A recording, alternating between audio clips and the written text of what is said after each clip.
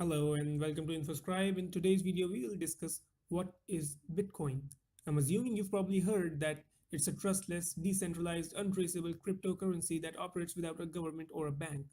But that explanation raises more questions than it actually answers. So in today's video, we'll discuss in layman's term what Bitcoin really is and how it compares to more conventional forms of currency. In order to do that, let's first take a look at the role of banks in a typical transaction. Let's say person A wants to send money to person B. Person A will have to instruct the bank to give some of their money to person B. Behind the scenes, the bank will then write this transaction into their database and adjust the two accounts accordingly.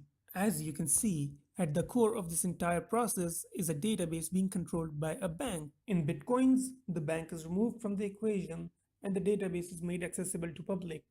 This public database, also called the ledger or the blockchain, is open for everyone to read from and write to. In a typical Bitcoin transaction, person A will directly write the transaction to the ledger instead of going through a bank. But this begs the question, what stops illegitimate transactions from being written to the ledger? One word answer is the miners.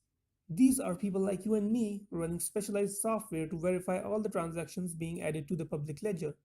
In order for a transaction to stay in the blockchain, majority of miners will need to agree that transaction makes sense. This means in order to send someone 3 bitcoins when you only have 2, instead of having to defraud a single bank, you will actually need to convince millions of unrelated strangers from around the world to carry out difficult tweaks to their software just so you can make a faulty transaction.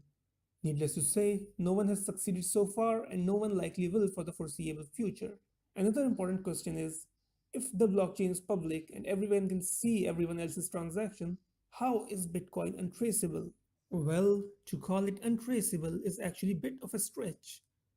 But in general, it's hard to trace because in order to get a Bitcoin account, or also called a Bitcoin wallet, you usually do not need to register with your personal information. Meaning, unlike your bank account, your Bitcoin wallet is not tied to your name, your address, your social security number, or your passport. Even though people can look inside your wallet, they will not know if that wallet is actually yours. So now you've been introduced to the concept of ledger, wallet, and miners. These three form the core components of Bitcoin and many other cryptocurrencies. I hope you found this video interesting. Please like, subscribe, share, and let me know your feedback in comments.